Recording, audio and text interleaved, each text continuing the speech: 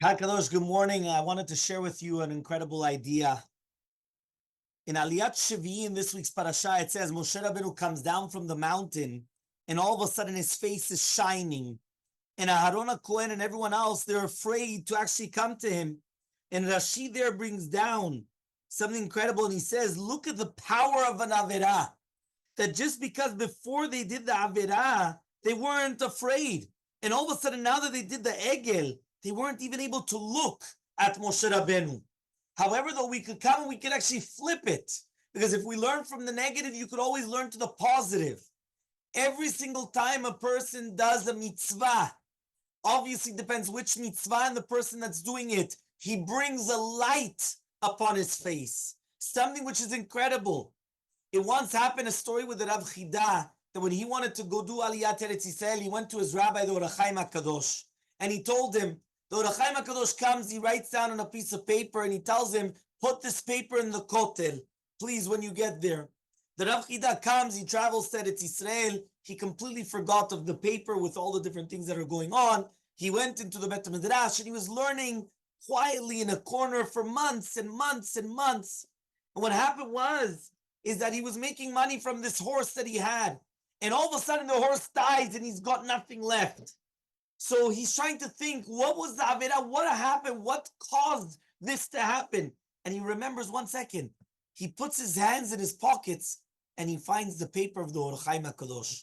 He goes running to the kotel and he puts into the kotel the paper of the Or HaChaim HaKadosh, and he starts praying to HaKadosh Baruch Hu and trying to do teshuvah, that he realized that he forgot his Rebbe's request. All of a sudden he comes back to the Bet Midrash and he sees everybody comes to greet him. And he's looking and he's like, but what happened? What? The rabbi comes there.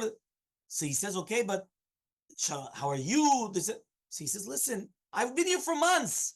What's going on? He says, but when you came back, you had a light in your face. Tell me the story. What did you just do? So when he told him, listen, my rabbi, the Or HaChaim HaKadosh, gave me a paper. Says, I need to see the paper. He didn't want, he forced him. It didn't help. He was trying to force him that he had to go and take this paper.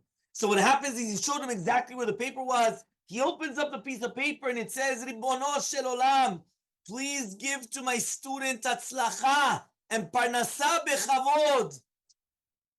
The rabbi comes, he takes back the Rav Chida to the Bet Midrash, and they make him the new rabbi of the place.